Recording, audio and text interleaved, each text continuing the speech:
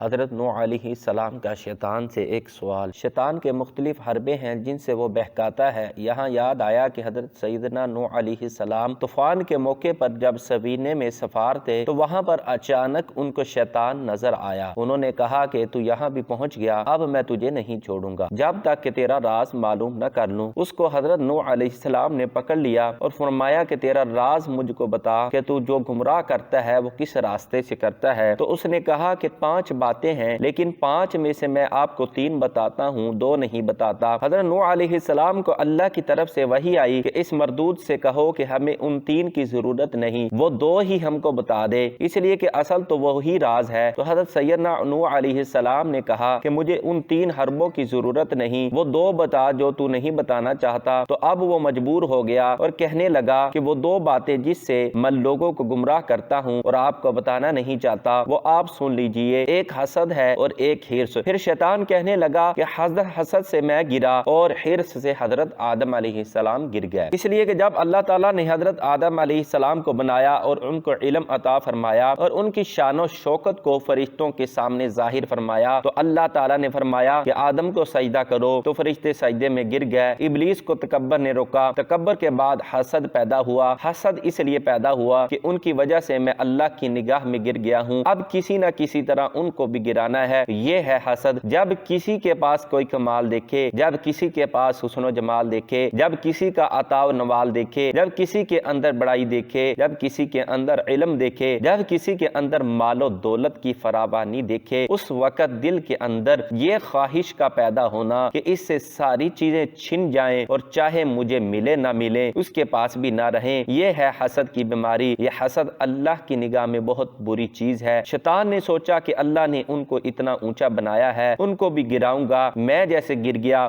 ان کو بھی گراؤں گا۔ اس کے بعد اس حسد میں مبتلا ہو کر وہ فکر میں رہا کہ کس طرح ان کو میں ذلیل و خوار کر کے کامیاب ہو جاؤں، یہ ہے حسد جس کی وجہ سے شیطان گمراہ ہوا۔ اور حضرت آدم علیہ السلام کو جس درخت سے منع کیا گیا تھا جا کر اس کو کھا لیا تھا، اس لیے کہ شیطان نے قسم کھا کھا کر ان سے کہا تھا کہ میں آپ کو اللہ کی قسم دے کر کہتا ہوں کہ اس درخت کو کھانے کا اتنا بڑا فائدہ ہے، اور فائدہ یہ ہے کہ آپ اس کو کھا لیں گے تو کبھی نہیں مریں گے، ہمیشہ زندہ رہیں گے۔ انہوں نے کہا بہت اچھا، کھا لیں گے، تو حرص میں آ کر کھا گئے۔ اس کو شیطان نے کہا کہ حسد نے مجھ سے تباہ کیا اور حرص کی بیماری نے حضرت آدم علیہ السلام کو گرا کر رکھ دیا۔ امت محمدیہ صلی اللہ علیہ وسلم کی بخشش پر شیطان کا افسوس کرنا۔ حضرت عباس بن مرداس رضی اللہ عنہ روایت فرماتے ہیں کہ رسول اللہ صلی اللہ علیہ وسلم نے اپنی امت کے لیے عرفہ کے دن مغفرت کی دعا کی تو خدا کی جانب سے جواب ملا کہ میں نے ان کو بخش دیا سوائے مظالم کے، کیونکہ مظلوم کے لیے ظالم سے حق لوں گا۔ رسول اللہ صلی اللہ علیہ وسلم نے عرض کیا کہ اے پروردگار، اگر آپ چاہیں تو مظلوم کو اپنے پاس سے ظالم کی طرف سے جنت کی نعمتیں دے دیں اور ظالم کو بخش دیں۔ یہ دعا خدا کی جانب سے قبول نہ کی گئی۔ پھر جب صبح ہوئی اور حضور صلی اللہ علیہ وسلم عرفات سے مزدلفہ پہنچ گئے، 10ویں تاریخ کو آپ صلی اللہ علیہ وسلم نے پھر وہی دعا کی تو آپ صلی اللہ علیہ وسلم کی دعا قبول کر لی گئی۔ راوی کہتے ہیں کہ دعا قبول ہونے پر رسول اللہ صلی اللہ علیہ وسلم کو ہنسی آ گئی۔ آپ صلی اللہ علیہ وسلم کی ہنسی دیکھ کر حضرات ابو بکر و عمر رضی اللہ عنہما نے عرض کیا ہمارے ماں باپ آپ پر قربان ہوں، اس وقت تو آپ ہنسا نہیں کرتے تھے، آج آپ کو کس چیز نے ہنسایا؟ اللہ آپ کو ہنساتا ہی رہے۔ آپ صلی اللہ علیہ وسلم نے ارشاد فرمایا کہ بلا شبہ خدا کے دشمن ابلیس کو جب یہ معلوم ہوا کہ یقیناً اللہ عز و جل نے میری دعا قبول فرمائی اور میری امت کو بخش دیا، تو اس نے مٹی لے کر افسوس کے مارے سر پر ڈالنی شروع کر دی اور ہائے